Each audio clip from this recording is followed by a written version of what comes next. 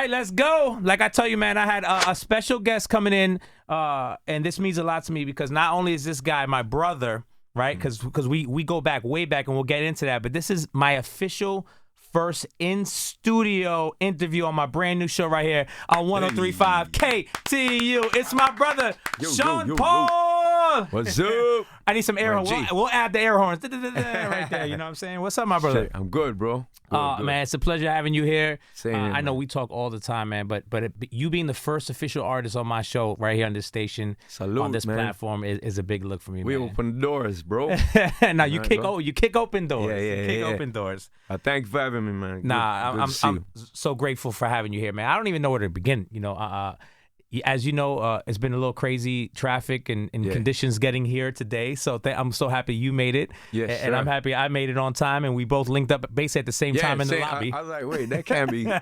He's there. So, like we walked in here, I had to take the jackets off and everything, man. So talking about jackets, how you like the weather, man? The weather in the city. Crazy right now, man. I need my jacket out in the street, man. Yeah, it's a little different from Jamaica right here, right? If you from the islands, you know, say right here, it shouldn't feel cold on you. Right here. Oh, the back of your ear right there? Nah. Yeah. So when that happens, I'm all freaking out, bro. Trust me. Man, and talking about that, so your home is still based in Jamaica, right? Yeah, bro. Still. And what makes you now an artist like you, who obviously you could probably live wherever you want? Is Jamaica still the number one destination for you? That's what feels like the best place to be? Bro, I was born in Jamaica, grew up there. I represent Jamaica for swimming and water polo. I've got so many friends and family there. They have, basically, made me be who I am in terms of, the interaction with them growing up. So for me, that's my base. It's always been, in the 70s, there's a lot of people leaving Jamaica because of the hard times and whatnot. My family stuck it out, and that's where my nucleus is, man. I like to travel, I like to perform.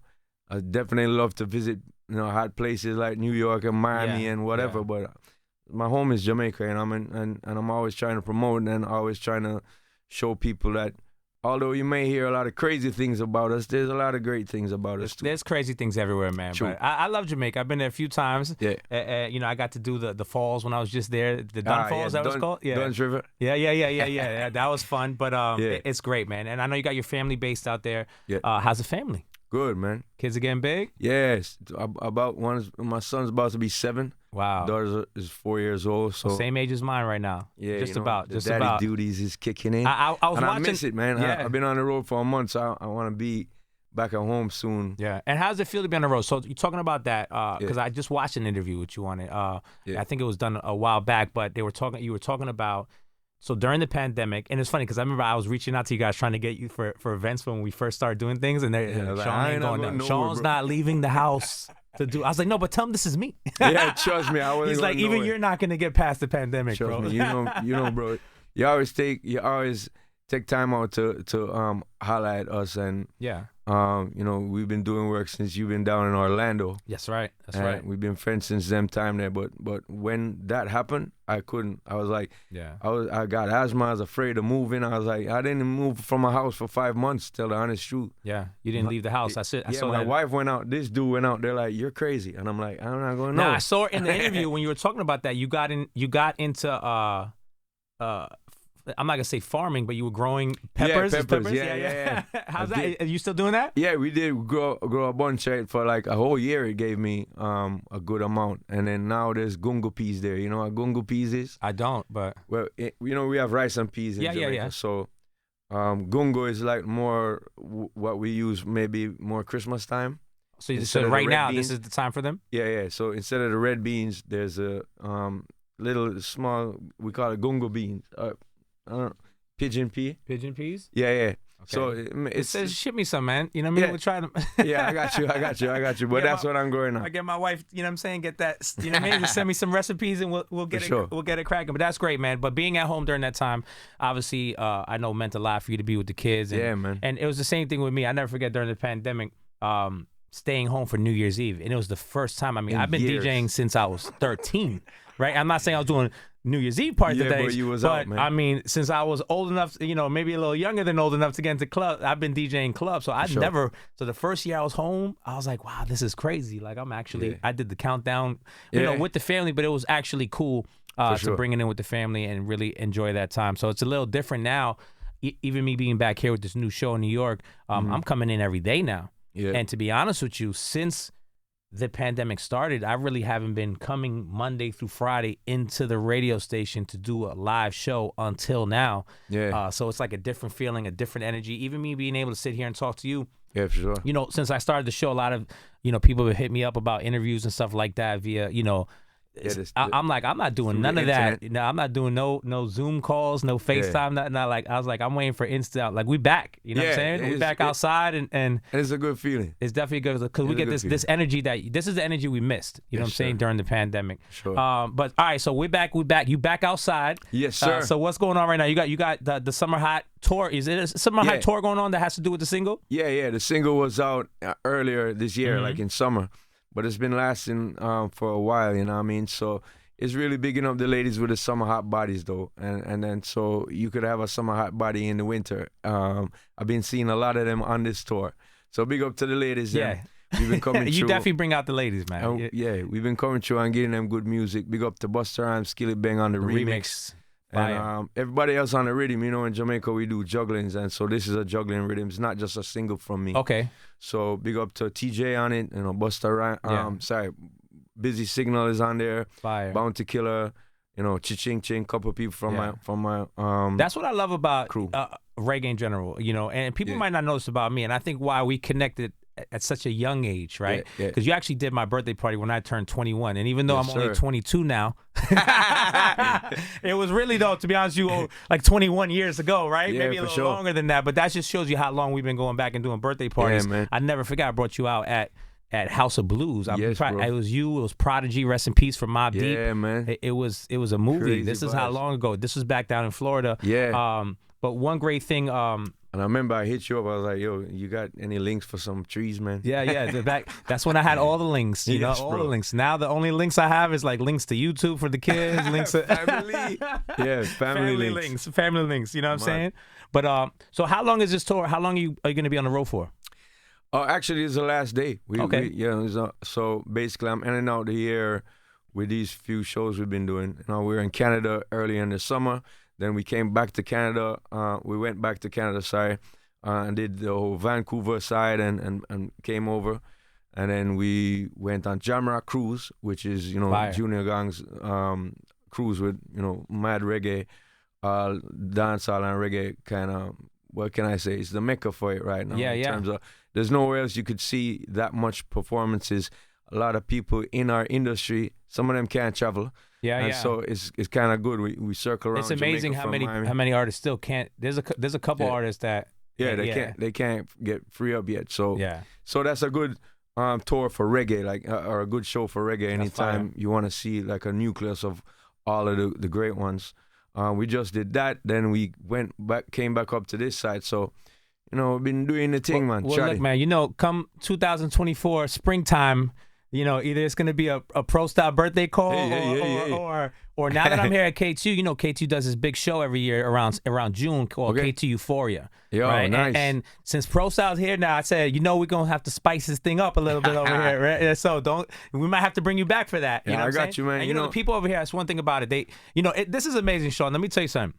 So now that I'm here at K2, looking through the playlist, Sean Paul records. Yeah. Obviously, next door, our family over here at Power 105.1, we, Sean Paul records all over. I'm also on every day in Miami, Orlando, Jacksonville, Tallahassee, every day, right? And you look at the playlist, Sean Paul records, there. Right? Yeah. It doesn't matter what format, people. You know what I'm saying? Vibe. And this is one thing that makes you, it's a blessing, and I'm sure you understand this, man. Is whether it's an urban format, whether it's top 40 and pop like on this side, whether it's Latin. Rhythmic. It's been a blessing, Sean, how have you been able to put out music, not only just put out music, but intertwine yourself in all the genres and stay relevant in so many groups like that? You can make a hit song. A lot of people have hit songs, but it's also about the personality behind it. You know what I mean? It's about the team that they have as well. And that foundation of longevity, you have to have that. And I think that's dancehall music in itself is very spicy and very easy to fit into many different vibes. That's why so much people gravitate towards doing it. You know what I mean? Big up to the reggaeton community and the Afrobeat community and some pop people that be messing with it. All of that is just a testament to how much the rhythm is infectious. You know what I mean? Yeah. So for me, me, you're like the go-to. Like if everyone's like, yo, we need to get a reggae artist. Sean Paul. Exactly. I remember back in the day, Big Joe. You remember Big Joe, New Life? Yeah, of course. So he was like, yo, how much for this guy? And they were like, 15 grand. And I was like, how much for this guy to do a dance in a night? They're like, oh, 12 grand. And then it was like, how much for that guy? And mine, I was like 4 grand at the time to come rock the place. He's like, okay, book that guy. Yeah. So, I was always easy to work with in terms of that. But as I was saying before, like the way how the music is very infectious, and a lot of people, especially how we do these jugglings, there's a lot of people that benefit from it. So like back in the day, big songs was like Sim Simmer from Beanie Man. Yeah. And then I was kind of on that juggling. So a lot of people that knew Beanie Man because he was a bigger star at the time, or had a lot more records out than me at the time for sure, I got to benefit from that. And so because of that kind of system that we have, I'm trying to support that at home right now, voicing younger artists like Ching Ching and people like Rasa Jai and Soto Bless, Luga Man, who's still on my team, you know what I mean? So it's a tradition, and it's something that I want to keep up. And to everybody who loves dancehall and how we do that type of thing, and salute to you. I think you understand the program. You know what I mean? So, all right, let me run through some quick fun facts for Sean Paul, people, so that we know. Some quick questions. So, aside from dancehall and reggae, what's your favorite music? Outside of that. Yeah, I mean, when you're not listening to that. I got a lot of different styles of music that I do listen to. Some being crazy that people would never think of me listening to, but recently people was like, yo, I heard you like country music. And I was about to say country music. Yeah, it's been blowing. Like, have you done a country feature? I've never done a country feature. Wait a second, we got to get that box. Listen, 2024. I know some label reps are listening. Get your country artists together. Hey. Sean Paul, you know what I'm saying? Yeah, reggae music tells stories. Yeah, and so does country music. You know, and so today in the car, I was listening to some of Kenny Rogers Coming Over. Okay. Gambler and that kind of thing. Okay. Yeah. So, but also like I listen to Nirvana. I mean, that's one of my go-to things, especially like on a plane. Like that's me too. Yeah, I check it out. Check out all of that, man. So I mean, from back in the day, I've been checking it out, but so now it's just records that I. If you had to pick an artist, because you've worked with so many that you haven't worked with that you like to work with, is there anyone out there right now? Oh man, being the age of AI, I could pick anybody. Yeah. Man. I could be like, yo, what's up, Bob Marley? That's right. Give me a feature. Yeah. I just was on it. Matter of fact, I have a new track with you that you haven't heard yet, but I'm gonna play. I'll play it for you later. It's crazy. I'll ask my lawyer to contact you. Taylor Swift, Bad Bunny, and Rihanna. It's crazy. It's coming out the beginning of the year. It's That's produced crazy, by me. Right? It's crazy. What's your favorite sport? Favorite sport? Oh, well, I represented Jamaica for swimming, so yeah. But I do play basketball. I do a little bit of. Do you have a favorite team right now? Shout out to the Lake. The Lakers just won the tournament. Yeah. Of course. You know what I'm saying? Like, how could LeBron James not win the first? Yeah, LeBron's a big dude now. Yeah. But like for me, in every sport, I got like two people at certain periods of time. So. Like for soccer, or what we call football in Jamaica, it was like Pele and Maradona was a big thing for me when I was a kid. Yeah. And then Ronaldinho and Ronaldo was huge in the 90s for me. And then now it's Messi and Ronaldo. Yeah. Right. So let me tell you something. Them football/soccer, and when I say football, I'm talking internet, worldwide. Football, which makes more sense because you're using your foot with the ball, right? Yeah. I don't know how that got switched up, but them bags that they get, bro, they're different. It's the hugest sport in the world. You know what I mean? It's a big sport. But for me, back in the day, Michael Jordan in basketball. I think he's. One of my heroes, people who I look up to. When I was a kid, my father went to prison, and so like I look up to like musicians, and I look up to what I call like big sports people, and so he was definitely one of them for me. So yeah, over the years, I don't know. I've definitely, you know, Kobe, God rest his soul, was dope too. So I don't really follow teams. I follow people. You know what I'm saying? And to me, it's greatness. And that's why you're so successful. And it goes back to what you were saying. Yeah. It comes down to the person also, right? So a lot of artists who could reach out to different individuals to get features and do collabs with and do songs with, and they say, hey, we want somebody who represents the islands and reggae and dancehall. They could probably reach out to a lot. You know, some of these people that you've done records with could probably get anybody, but they gravitate to you because of your personality. You know what I'm saying? Yeah, and the tone and of how voice you've represented unique. Yourself. They want to hear the and this is funny why I'm gonna say this, because this is how we all say it. They want to hear the Sean Paul or the Sean Paul, right? But ladies and gentlemen, how old were you when you found out that he does not say Sean Paul? Do you? What are you actually saying? Sean Paul is my name, but Shonda Paul is a big cricketer in Jamaica. That's what I found out. Sorry, in the Caribbean. I was today years old, ladies and gentlemen. You found that out? When it wasn't Sean Paul or Shauna Paul, like, you know, we all say it. We've all said it for so many, right? But it's like, it's spelled actually Chander Paul, right? Chander Paul, so it's like Chander. Like if I was going to read it, like Chander Paul. Chander Paul. So you're saying Chander Paul. Yeah, dude, you know, back in the day. You know that? You see that? He's a famous cricketer.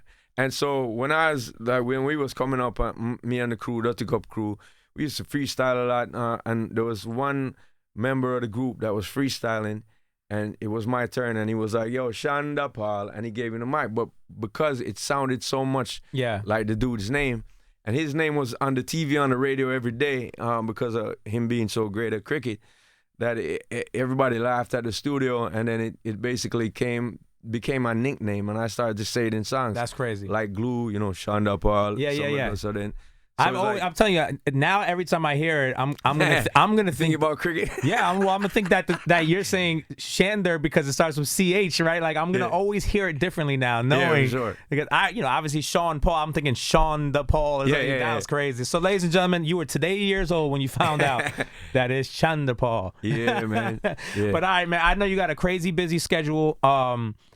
What do you have coming up before you get up out of here that we can look forward to? Oh man, I got some music coming out with Becky G in next year again. We did work a couple years ago. Shout out to Becky for sure. Yeah, man. And she's been doing her thing. She just headlined her own first headline of a tour earlier this year. You know, I've been watching her do her thing for years, and she's always willing to do demos for me, even if you know me and her don't connect on the song totally. And same. So we've been working that way for a while, and we're about to put out a song next year. I got this Manuel Turizo thing going on right now, a song called Them Time There.